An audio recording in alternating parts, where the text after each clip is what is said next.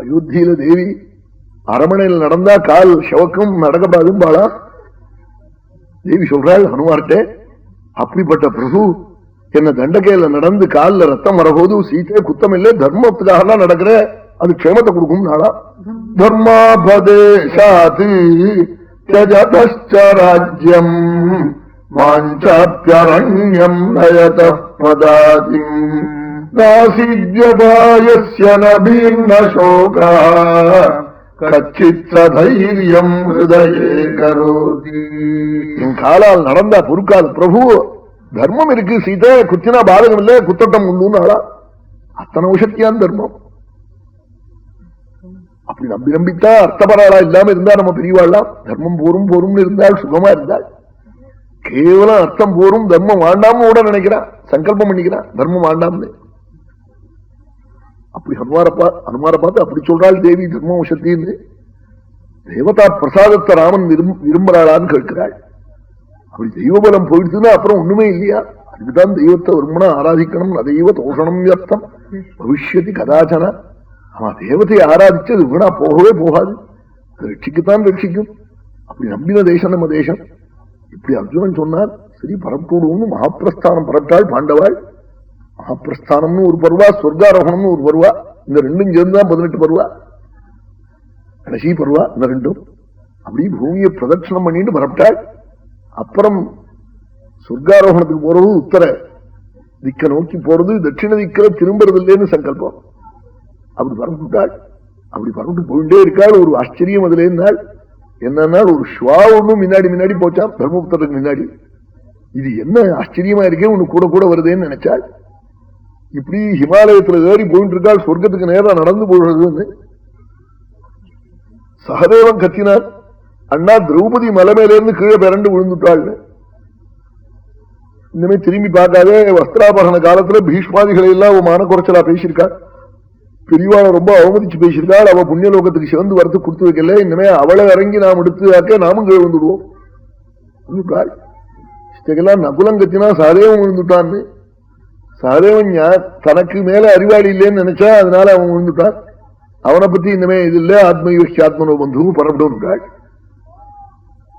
அர்ஜுனன் கத்தினான் நகுலம் விழுந்துட்டான்னு. ரூபத்துல தனக்கு மேல இல்லைன்னு அவன் எல்லாரையும் பரியாசம் பண்ணினா, அதனால அவனும் சொர்க்கத்துக்கு வரத்து கொடுத்து வைக்கலேன்னு. அர்ஜுனன் விழுந்துட்டான்னு பீமன் கத்தினான்.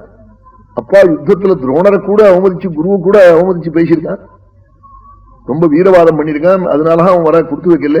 இனிமே அவனை திரும்பி பார்க்காதே, நானும் பார்க்கலேன்னு. பீமன் அண்ணா நான் விழுந்துட்டேன்னு கத்தினான். நீ ரொம்ப கணக்கு இல்லாம சாப்பிட்டுருக்கே, உனக்கு மேல பலம் இல்லைன்னு பேசியிருக்கேன். இந்த ரெண்டும் குத்தம் விட்டாள். ரொம்ப அத்தியசனமும் தப்பான், அதிவாதமும் தப்பான், ரொம்ப ரெண்டும் பண்ணிருக்கேன். அதனால நீ கூட வரத்துக்கு அருகம் இல்லைன்னு விட்டாள். ஸ்வா மட்டும் வந்துட்டே இருக்கு. மேல போனாள். உடனே நாரத சுவாமி வந்தாள். இந்திராதி தேவர்கள்லாம் வந்தாள். 33 தேவர்களும் விமானத்துல திருமூத்தர் இருக்கிற இடத்துக்கு. நாரதர் சொன்னாலாம், நான் எத்தனையோ கல்பமா இருந்துட்டு இருக்கேன், சசரீன சம்பிராப்தம் அந்யம் சுஷ்மோ பாண்டவா. தேவதைகள் சஞ்சரிக்கிற இடத்துல இந்த பிராகிருத சரீரத்தோட தர்மபுத்திரனை தவிர இன்னொத்த வந்ததா எனக்கு தெரியலேன்னு விட்டாள். உடனே இந்திரன் வந்து பிரார்த்திச்சான் விமானத்துல ஏறணும்னு. ஸ்வா ஏறட்டும், இந்த நாய் ஏறட்டும், அப்புறம் நான் ஏறேன். கூட வந்த பத்னி என்னோட வர முடியல, பிராதாக்கள் வர முடியல, இந்த ஸ்வா என்னோட கூட வந்துட்டு இருக்கு, அது ஏறட்டம்னா. இல்லே ஸ்வாவுக்கு இடம் இல்லை, அது கண்ணால பார்த்தாலே ஹவிஸ்து துஷ்டமா போயிடும், அது வரப்படாது என்றாள். என்ன எல்லாரும் கைவிட்டால் இது கைவிடல, நான் அதை அழிச்சுன்னு வராம சொர்க்கம் வரமாட்டேன். அப்போ அப்படியானா உங்களுக்கு சொர்க்கத்துல இடம் இல்லை என்னாள். வாண்டா அந்த நாய்க்கு இடம் இல்லைன்னா எனக்கும் வேண்டாம் இருந்தாள்.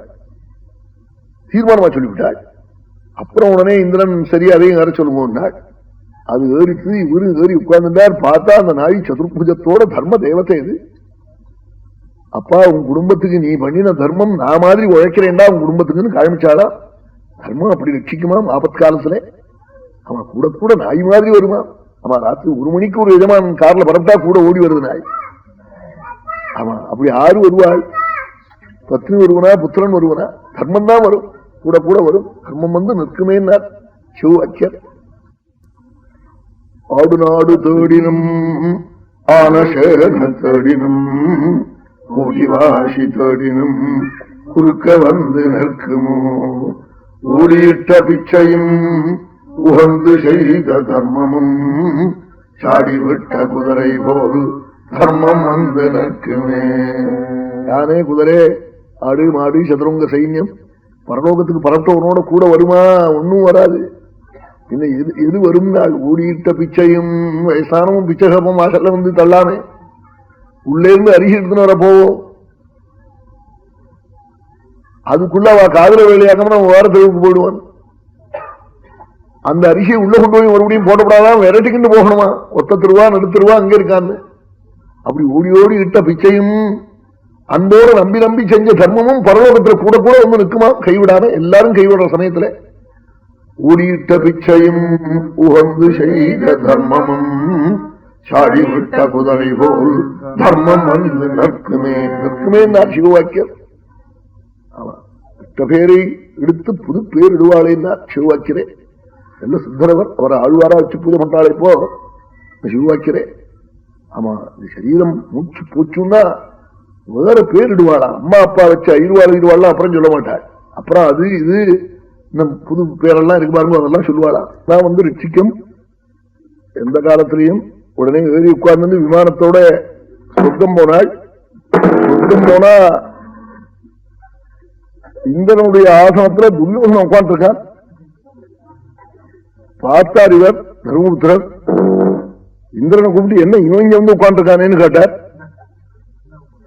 அவன் புண்ணியம் பண்ணிருக்கான் வந்திருக்கான்னார். அப்ப எங்க அண்ணாவாமை கர்ணன், என் குழந்தை பீமன், அர்ஜுனன், நகுலன், சாதேவன், திரௌபதி அவள்லாம் அங்கேன்னு கேட்டாள். அவள்லாம் பாபம் பண்ணிருக்கா, நரகத்துல இருக்கான்னாள். என் பிராதாக்கள் பாபம் பண்ணிருக்கா, துரியோதனம் புண்ணியம் பண்ணிருக்கானா, இப்படியா வந்து பலம் சாதனம் பலங்கள்லாம் இப்படியாவா இருக்கு? அப்படிப்பட்ட சொர்க்கம் எனக்கு வேண்டாம்னு சொன்னாள். இங்க வந்து நீங்க காமக்ரோகத்தை அடையலாமா? பூலோகத்திலேயே காமக்ரோகம் இல்லாத நீங்கள் இந்திரன் காட்டார். என் குழந்தைகளுக்கு நரகம், துரியோதனனுக்கு சொர்க்கம்னா அந்த சொர்க்கம் எனக்கு வேண்டாம் விட்டாள். அப்போ என் குழந்தைகள் இருக்கிற இடத்துக்கும் கர்ணன் பிராதா இருக்கிற இடத்தையும் கொண்டு விடுனாள். நரகத்துல இருக்கா, நான் வரமாட்டேன், ஒரு தூதனை அனுப்புறேன்னு இந்திரன் ஒரு தூதனை தேவ தூதனை அனுப்பிச்சான். அவன் நரகத்துக்கு அழிச்சுன்னு போனான். ஒரு 1/2 மைல் நடந்தார். அப்பா என்னால் நடக்க முடியலடா, இன்னும் எத்தனை தூரம் இருக்கும்னு கேட்டார். தர்மபுத்திரர் கேட்டார். அந்த தூதன் சொன்னா, இப்படி எப்போ நீங்க கேட்கிறீங்களோ அப்போ உங்களை விட்டுட்டு வந்து சொல்லிவிட்டாரு இங்க எஜமான்னு. அவன் பொட்டுன்னு விட்டுட்டு இங்கே போட்டான். இருட்டுல எங்க போனான்னு தெரியல. இவருக்கு திரும்பி நடக்கவும் தெரியல, கிழக்கு மேற்கு தெரியல. ஒரே இருள், கீழெல்லாம் பாம்பு, 2 வாக்களி, முள்ளு, கல்லு, சகல துரவஸ்தான பூமியினால அது மாதிரி இருக்கு. எல்லா கெடுதலும் இருக்கு.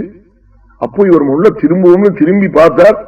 அப்போ பிரபோ, நீங்க வந்ததுக்கு அப்புறம் உங்க காத்து மேல பட்டதுக்கு அப்புறம் பாம்பு எங்களை கடிக்கல, 2 வாக்களி எங்களை கொட்டல, துஷ்ட ஜந்துக்கள் எங்களை பாதிக்கல, சித்தனுக்கணம் புண்ணிய புருஷாளுடைய காத்து மேல படுறது, நெல்லுங்கோ நெல்லுங்கோன்னு சப்தம் கேட்டுது. தர்மபுத்திரன், நான் கேட்ட குரலா இருக்கே, இருள யாருன்னு தெரியலையே. நாள் கர்ணோகம் பீமசேனோகம் அர்ஜுனோகம் பரந்தபா. நான் கர்ணன், நான் தான் அண்ணா பீமன், நான் தான் அண்ணா அர்ஜுனன், நகுலன், சாதேவன், திரௌபதி இப்படி கத்தினாள். உடனே தர்மபுத்திர போன அழுதாள்.